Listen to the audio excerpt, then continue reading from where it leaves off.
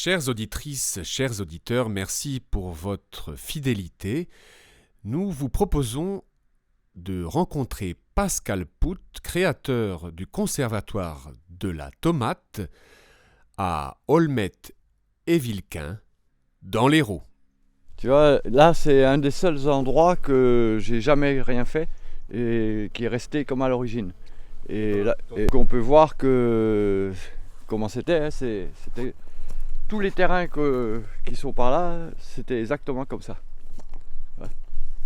Et de la vraie garrigue. Tu vois, là ça fait 50 ans que ça n'a pas été utilisé, ni pâturé, ni rien du tout. Et c'est à peine s'il y a des tout petits chênes verts de 2 ou 3 mètres de haut. Ouais. Et puis du thym et la petite herbe comme ça qui pousse jamais plus que ça. Ouais. Et toi, comment tu es arrivé ici sur ces terres alors ? Comment je suis arrivé ? C'est parce que j'ai pu acheter des terrains dont personne ne voulait, parce que quand on n'a pas d'argent, il faut essayer d'acheter des terrains que personne ne veut. Ça coûte moins cher. Et traditionnellement, qu'est-ce qui se faisait ici alors ? Ici, normalement, il n'y a que les agriculteurs qui sont dans le coin, c'est uniquement de la vigne. Voilà. Ouais. Et le reste, ça ne les intéresse pas. Et maintenant, il y en a beaucoup que quand ils prennent leur retraite, ils arrachent les vignes et ils commencent à faire un peu de la luzerne, un peu de céréales, mais pour faire un complément de retraite. Tu vois ? Voilà. Mais sinon, c'est que la vigne. Et les terrains qui n'ont pas de droit de plantation de vigne et qui en plus sont que des rochers et des cailloux et qu'il n'y a pas d'eau et que c'est pas constructible, ça n'intéresse personne. Voilà, Et comment tu t'attaques à la tomate alors ? Hein ? Comment tu t'es attaqué à la tomate ? Je ne me suis pas spécialement attaqué à la tomate. C'est simplement que les tomates, on peut faire beaucoup de variétés si on comprend comment ça marche. On peut faire pas mal de variétés, l'une pas loin l'une des autres, sans qu'on croise tout. Alors que les navets, j'ai que deux variétés, parce que sinon ça se croise et on perd les variétés, quoi. Voilà, et sinon, tu vois, la même terre que là, une fois que j'ai travaillé, ça donne ça.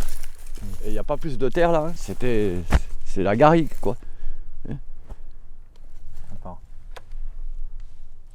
Et là pareil. Donc c'est ces mêmes terres-là que tu travailles depuis combien de temps tu dis alors ? Là ça fait 15 ans. Et là, ce morceau-là, ça fait que 3 ans. Ouais. Ouais. Et donc ton objectif quand tu commences à t'intéresser aux tomates, c'est lequel alors exactement ? Aucun. Moi j'ai planté des tomates, mais je fais pas que les tomates, hein. J'ai 150 variétés d'autres légumes.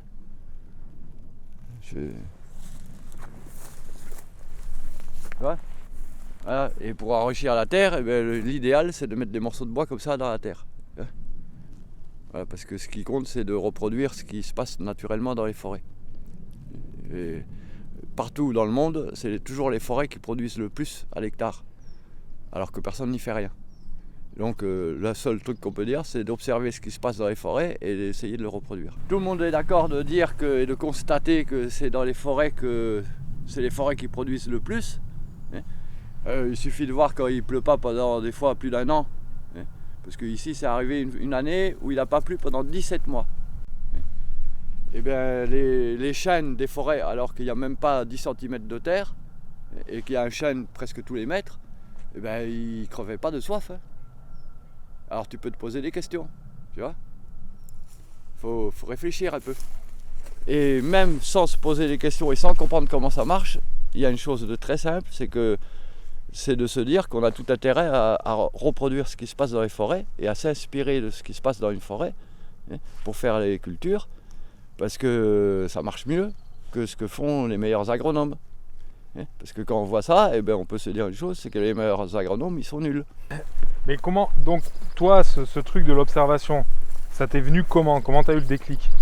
De te dire, je vais juste observer, c'est quoi, c'est une lecture ou t'as lu quelque chose ou c'est juste ça t'est venu comme ça naturellement ? J'ai toujours observé. Et depuis que j'avais 2 ans, je me rappelle, Je passais des fois des heures à observer le plan d'envol d'une ruche ou une fourmilière ou n'importe quoi. Hein. Et les plantes et tout ça, quoi. Ça m'a toujours intéressé. Et puis j'ai commencé à faire des jardins quand j'avais 4 ans. D'accord. Donc ça t'est venu naturellement en fait. Bah, apparemment. Ou alors il faudrait savoir sous hypnose pourquoi ça m'a intéressé depuis que j'ai 2 ans. Hein. Mais ça, je m'en rappelle pas. Et par exemple, le truc de la forêt, tu dis, on dit, ça se sait, tout le monde sait que ça pousse mieux dans les forêts. Oui. Ça, d'où ça t'est venu? Comment ça, d'où ça m'est venu? Ben, Mais déjà, tout le monde peut le constater, et puis tu peux te renseigner. Ça a été expérimenté par les gens de l'INRA, par exemple. Hein. Et aussi bien en Suède qu'en France qu'au Brésil, ils ont comparé avec les plantes de grandes cultures les plus productives, hein, comme dans le nord des betteraves sucrières, dans le Périgord, ils ont comparé avec du maïs, hein, ou au Brésil avec de la canne à sucre, c'est ce qui produit le plus comme culture. Eh bien, ils ont toujours constaté que dans les mêmes conditions, avec la même géologie, et c'est toujours la forêt qui produit le plus de matière sèche à l'hectare chaque année. Et malgré que les grandes cultures sont irriguées, fertilisées et tout. Donc on peut en conclure quoi? Eh bien, que les meilleurs agronomes sont nuls et qu'ils ont tout intérêt à s'inspirer de ce qui se passe dans une forêt. C'est pas compliqué. Mais j'essaye pas d'adapter à un sol ou à un milieu spécialement. Non mais là tu vois, franchement, il faudrait mieux que tu viennes à un de mes stages pour comprendre les choses entièrement, parce que là, toutes les questions que tu me poses, c'est à côté de la plaque. Alors, on va s'arrêter là aujourd'hui, et moi j'ai autre chose à faire. Oui, non, parce que là, je peux pas répondre à des questions comme ça qui sont en plus. Il faut venir à un stage parce que je vais passer la journée entière à expliquer. Tu vois? Et là, tu comprendras aussi socialement et tout. L'histoire des semences et tout, parce que si tu veux, tu peux le retrouver aussi toi-même. Hein, mais il y a par exemple Pierre Rabhi qui raconte des choses très intéressantes, hein, au sujet de ce qui s'est passé dans l'histoire, hein, depuis les années 1800. Il y a Jean-Pierre Berland qui raconte une autre partie aussi très intéressante. Hein, mais puis tu as des tas d'autres chercheurs qui racontent des tas d'autres trucs très intéressants, mais il n'y a jamais personne qui les a, à part moi apparemment, qui les a reliés ensemble. Ouais. Ouais. Pour en faire une synthèse, tu vois, et pour avoir une vue d'ensemble sur les choses. Et donc toi, attends, tu dis ça t'est venu naturellement, mais en même temps, tu as l'air bien documenté sur tout ça. Bien documenté. Bah, t'as lu beaucoup de trucs. Non. Bah, tous ces mecs-là, tu les as lus? Non. Comment tu les connais alors? Comment je les connais? Il y en a plein. Ça va? Tout à l'heure. Merci. Non, il y en a que je connais très bien parce que c'est des copains. Et puis, voilà, il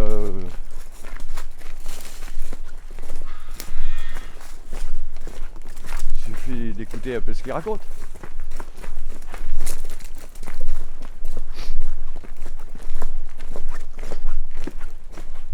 Non, par exemple, Jean-Pierre Berland, j'ai son bouquin là.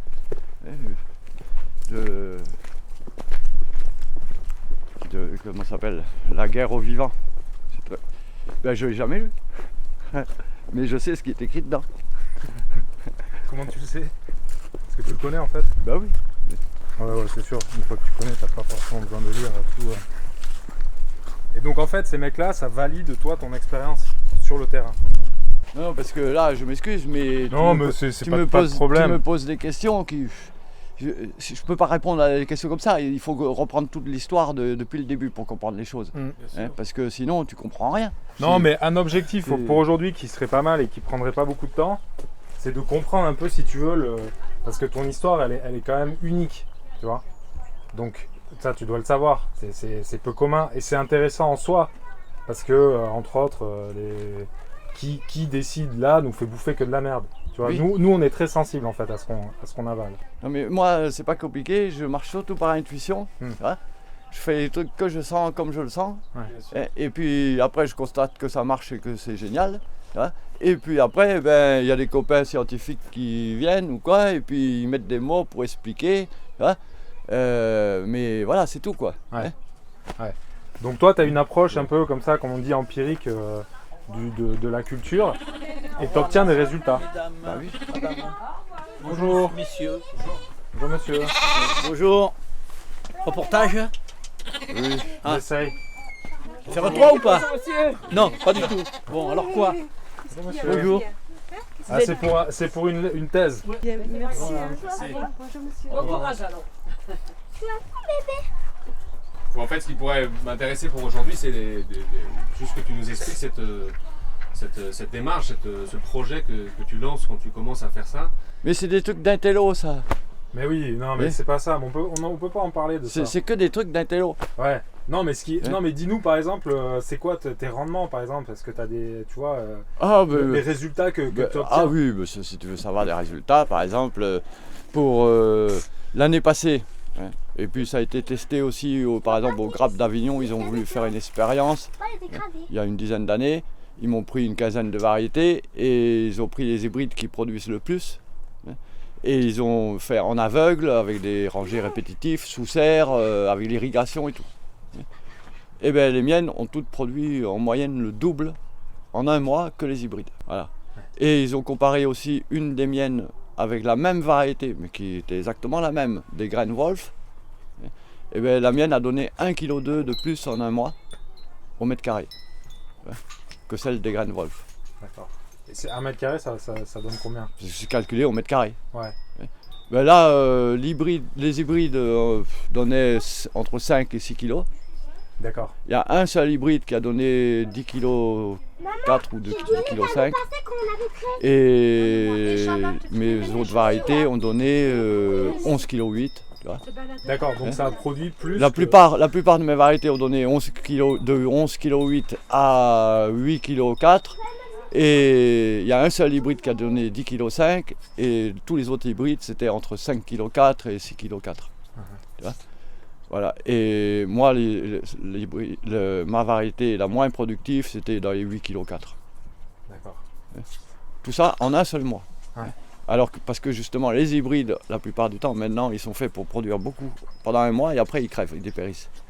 Ouais. Tous les maraîchers te le diront. Pourquoi? Ah, parce qu'on dirait qu'ils sont programmés pour ça. Ouais. Tous les maraîchers, par exemple, ils récoltent pendant un mois super bien, et puis après, la plante crève. Alors que les miennes, s'ils ne gèlent pas, elles continuent à donner. D'accord. Voilà. Et Et donc- même elles sont vivaces. J'en ai oublié une fois dans la serre l'année passée. Il avait gelé à -2 dans la serre, mais elle n'était pas complètement gelée. Je l'ai laissée, et bien cette année, c'était l'année d'avant, donc cette année elle a repoussé, elle a refait des tiges de 3 mètres et elle a donné des tonnes. Alors que c'était une plante qui était de l'année d'avant. Donc d'une année sur l'autre, elle a survécu. Oui, en fait, oui. Si elle ne gèle pas complètement, ça. Elle peut reproduire quoi. Oui, mais c'est pas du tout annuel, c'est vivace. Hein. Ouais. Ce qui n'est absolument pas le cas des hybrides. Au bout d'un mois et demi, elles dégomment. C'est pas moi j'ai pas expérimenté, mais c'est ce que me disent tous les maraîchers qui en utilisent. Et donc voilà, et puis ici en pleine terre, dans mes conditions, l'année passée qu'il a quand même plu pendant l'été, c'est-à-dire des conditions plus normales, comme si tu plantes au bord de la Loire ou quoi, tu vois, dans une autre région qu'ici. Il a plu, il y a eu des orages au mois de juillet. Ben, déjà tout le monde avait le mildiou parce qu'il faisait pas chaud et qu'il pleuvait tous les 2 jours pendant tout le mois de juillet. Nous on n'a pas vu un pet de mildiou, alors rien. Alors que tous les autres qui avaient des autres variétés, des autres semences, eh ben, ils ont tout crevé le mildiou. Et en plus j'ai pesé, et ben, la plupart de nos variétés ont donné entre 20 et 24 kg au mètre carré.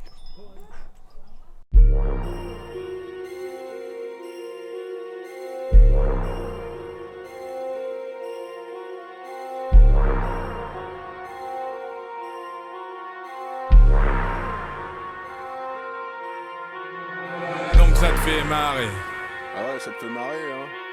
que je ramasse tes déchets. Un quoi?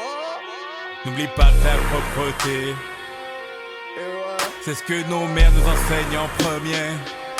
bah ouais.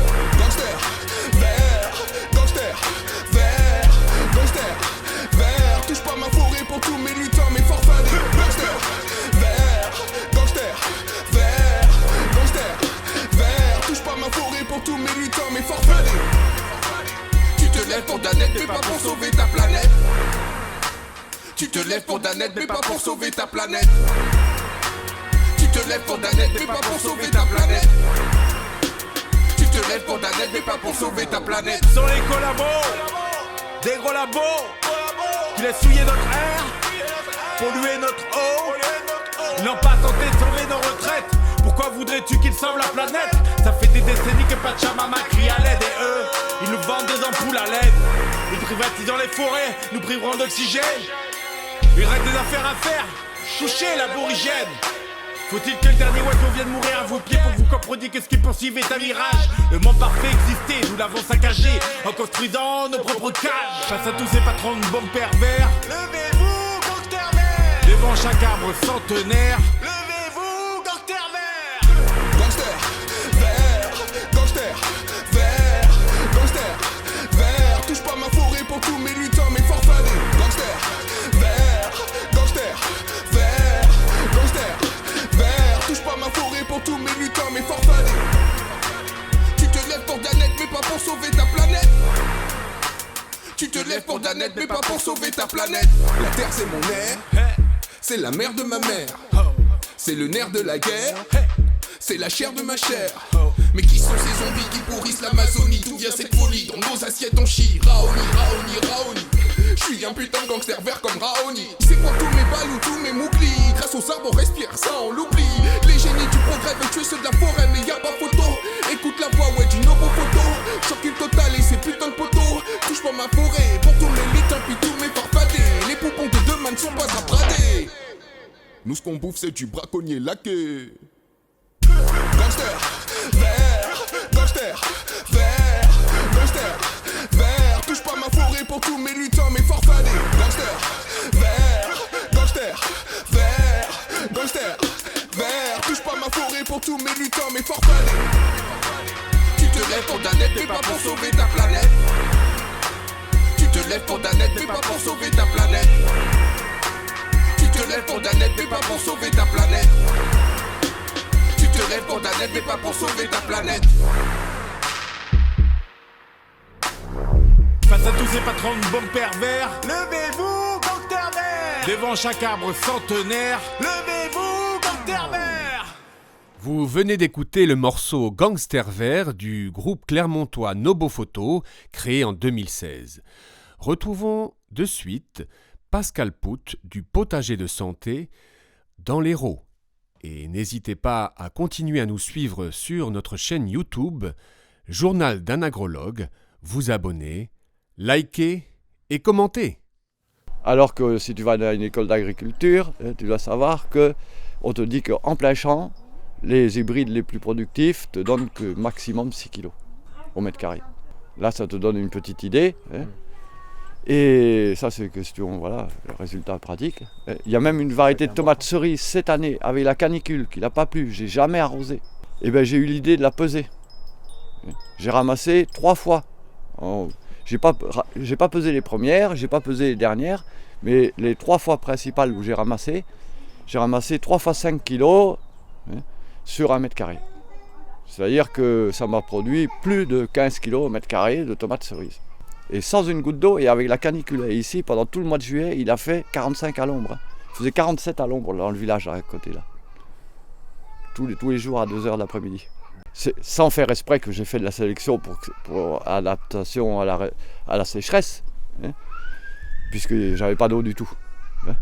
Et par contre, ce que je fais exprès, c'est de récolter les semences le plus tard possible dans la saison. C'est-à-dire que par exemple cette année, j'en ai récolté début décembre. Comme ça, la plante, elle a non seulement appris à résister à la sécheresse pendant tout l'été, mais aussi aux excès d'eau et aux conditions comme on a en Normandie par exemple. Parce qu'ici, tout l'automne, c'est comme la mousson, il fait que pleuvoir et il fait entre 10 et 20 degrés. Et donc, c'est pas toutes les années, mais souvent. Donc moi, je récolte le plus tard possible, comme ça, elles apprennent à résister aux excès d'humidité, au climat qu'il y a à Lille ou en Normandie. Tu vois ? Et d'ailleurs, il y a plein de clients qui me disent que c'est qu'à Innosemence qu'ils arrivent à avoir des tomates dehors à Lille. Et à l'inverse, il y en a qui ont planté nos tomates en Afrique du Sud, à côté du désert de Namibie. Ils ont envoyé des photos, ils ont eu des récoltes magnifiques. Voilà. Et ils te les achètent comment ces semences? Ils sont venus les chercher. Donc toi, tu as une approche vraiment très différente des autres et tu obtiens en fait des meilleurs résultats. Alors pourquoi, qu'est-ce qu'ils font de mal à ton avis, pour simplifier? Ils achètent des semences du commerce qui sont faites pour être maladives. Parce qu'il faut bien savoir que tous les semenciers ont été rachetés par des multinationales qui étaient à l'origine fabricants de produits phytosanitaires ou d'engrais chimiques ou les deux. Donc leur intérêt c'était de faire des plantes le plus fragiles et le plus maladifs possible pour être certain de vendre un maximum de produits de traitement. Ces mêmes multinationales d'ailleurs ont bien compris qu'en plus en faisant en sorte qu'on utilise un maximum de produits de traitement, ils rendaient tout le monde malade, et ce qui fait qu'ils ont commencé aussi à racheter toutes les industries pharmaceutiques. Donc c'est les mêmes qui te vendent les semences, les produits de traitement, et puis les médicaments une fois que tu as le cancer ou que tu es bien malade. Voilà. C'est pas compliqué, ça tourne bien. Donc pour toi, les techniques agronomiques modernes, elles fragilisent les plantes? Non, c'est des plantes fragiles. Oui, enfin, si tu veux. Mais en fait, là, maintenant, c'est tout trafiqué. Par exemple, les hybrides, personne ne le sait. Mais la plupart des hybrides, enfin, si. Il y a des dirigeants de l'ONU, de l'UNESCO, ils le savent très bien. La plupart des hybrides sont en fait avec des parents OGM. Et c'est pas compliqué si les gens réfléchiraient un peu. Par exemple, même en bio, alors que c'est interdit les OGM, on te vend des hybrides de choux. La plupart des semences de choux, par exemple, sont que hybrides. Et bien, si tu réfléchis un peu, tu te rends compte que c'est absolument obligatoire qu'elles soient OGM. Pourquoi? Dis-moi pourquoi. Non, pourquoi une semence de chou hybride, c'est obligatoirement au moins à moitié OGM? Faut apprendre à réfléchir, hein. Franchement. Tu sais comment on fait les hybrides de maïs? Ouais. Tu plantes 2 variétés de maïs, tu castres une des 2 variétés, elles sont plantées l'une à côté de l'autre, tu enlèves la fleur mâle d'une des 2 variétés, elle est obligatoirement fécondée par l'autre variété. Et ça, c'est un croisement qu'on appelle un hybride, parce que le terme hybride, c'est un terme commercial en fait. En fait, c'est des croisements entre 2 lignées pures que les semenciers ont fait dégénérer avant. Ça, ils ont oublié de le dire. C'est pour ça qu'il faut vraiment venir à un stage pour que j'explique toute l'histoire. Alors, l'hybride de maïs, on l'a fait comme ça, on castre les fleurs mâles. Tu as déjà vu une plante de chou avec des milliers de fleurs dessus? Ou une fleur de carotte? Ça fait une ombelle comme ça, il y a des milliers de fleurs dessus. Tu as des hybrides de carottes maintenant, même vendus en bio. Est-ce que tu crois qu'il y a quelqu'un qui va aller avec un binocle comme un microscope et des appareils de microchirurgie pour enlever la partie mâle, pour castrer la partie mâle de la fleur du chou ou de la carotte? C'est techniquement absolument impossible, surtout pour des quantités, sur des champs. Donc obligatoirement, pour faire un hybride de chou, c'est absolument obligatoire d'avoir introduit un gène de stérilité de la fleur mâle dans une des variétés. Comme ça, on les plante à côté d'une autre variété qui est restée normale, que la fleur mâle est fertile, et obligatoirement, c'est celle qui a la fleur mâle fertile qui va féconder celui qui a été trafiqué et qui a la fleur mâle stérile. Alors après, si juridiquement on n'appelle pas ça OGM, en réalité, ce sont des OGM. Et c'est obligatoire. Il suffit de réfléchir un peu, c'est obligé. Tu as une partie mâle dans chaque fleur. Chaque fleur a une partie mâle et une partie femelle. Tu vois, dans une fleur de chou, tu n'as pas des fleurs mâles. Tu as des plantes qui vont avoir des fleurs mâles, comme le châtaignier. Tu as une fleur femelle et puis tu as des fleurs mâles.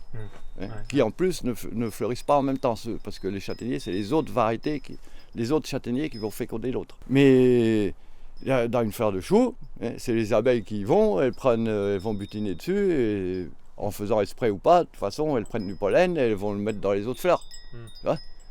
Et c'est comme ça que ça se pollinise. Mais si tu veux aller castrer la partie mâle de chaque fleur d'un chou, c'est pas possible. Donc toi, tu fais pas du tout de croisement en fait? Ah non. Jamais? Non. Et les 200 variétés que tu travailles, en fait, ce sont des variétés que tu les as trouvées comment? Tu les as sélectionnées ou... Déjà, quand j'avais 4 ans, que j'étais petit, j'ai commencé à garder des semences et tout ça. Hein. Et à l'époque, on trouvait encore plein des anciennes variétés dans le commerce. Parce que c'était dans les début des années 70. Hein, ou même fin 60, quoi. Et donc... parce que c'est après qu'ils ont éliminé toutes les anciennes variétés. Il faut savoir que toutes les anciennes variétés que j'ai, si tu prends le catalogue Vilmorin de 1910, tu vas les retrouver dedans. Hein? Ouais. Donc dans les années 70, il y en avait encore plein. Après, ça a été éliminé du catalogue officiel et donc ça a été interdit à la vente. Parce que les semenciers ne peuvent pas vendre des trucs qui ne sont pas dans le catalogue officiel. Par le GVS et le GNIS, mais en fait le GVS c'est une filiale du GNIS, hein, et qui admettent qu'une variété soit suffisamment fixée. Enfin, ils font un travail pour vérifier que les variétés sont bien fixées, sont bien des variétés homogènes et tout ça. Hein. Mais en fait, leur critère, c'est qu'ils veulent que la variété, toutes les plantes soient comme des clones. Exactement le contraire du vivant. Ils ne veulent pas que ça puisse s'adapter. C'est une variété capable de s'adapter, de donner une chose un tout petit peu différente selon la terre, le climat et tout ça, et ben elle est éliminée. Ce qu'ils veulent, c'est des trucs comme des zombies. C'est pas compliqué. Par exemple, il y a les gens de Bigeman en Allemagne qui font des semences en biodynamie. Ils ont voulu se plier à leurs critères et tout ça pour pouvoir enregistrer leur sélection et les vendre, et les faire inscrire dans le catalogue officiel. Et bien, le GVS a refusé, donc le GNIS, hein, parce que c'est dirigé par le GNIS en fait, le GVS. Et ben, ils ont refusé parce que en fait, ça donnait pas exactement. Elles étaient toutes calibrées pareil, parce qu'il faut que chaque plante de courgette donne exactement les mêmes calibres, les mêmes formes, tout. Mais comme ça ne donnait pas exactement les mêmes courgettes dans le nord de l'Allemagne, à Hambourg, et à Valence, dans le sud de la France, et ben ça a été refusé. Merci à Pascal Pouth, cet autodidacte au caractère bien trempé, père du Conservatoire de la tomate.